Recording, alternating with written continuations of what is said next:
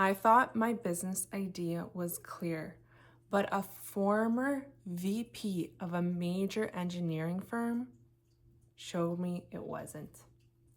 Today is day 21 of my January reset vlog, where I'm pursuing all the things I wanted to do before I turn 30 next month.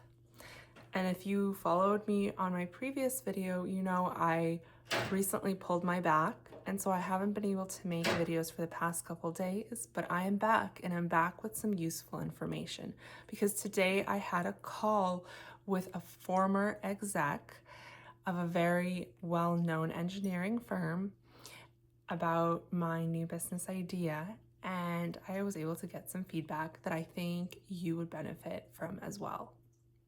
Now, I thought the whole conversation would go with me asking questions, but instead, he actually did most of the asking. And the main question he asked me was, what is your business about? What do you have to offer, and what makes you kind of stand out?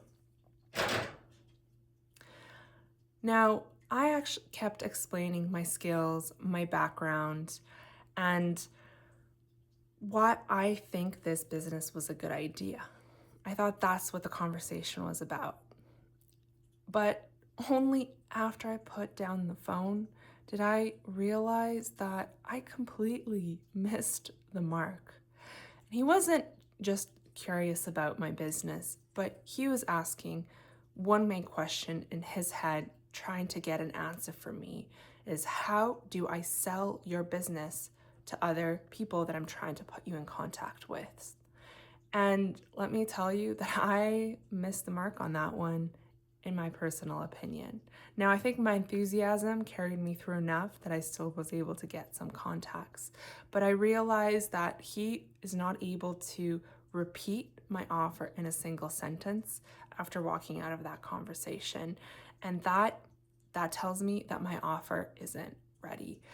And if you are somebody who does networking calls, you have this major advantage of AI. And this is something that I did after the call and before, but we can talk about that after, is I actually, with ChatGPT, sat down and wrote out all of the questions he asked, my replies, and everything that I could remember from the conversation. And then I analyzed it to see if I missed anything. And I'm glad I did, because I missed a key factor. Businesses and exec operators, they're not here to pay for thinking. They're here to only pay for what's breaking. And when he was asking me questions about my business, he wanted to know what am I trying to stop from breaking? How am I going to fix it? And why it's urgent enough that the business should be paying for it. And I did not answer any of those questions. And that gave me the opportunity to come out of that call, sit down, and be like, okay, this offer actually needs a bit more work than I thought.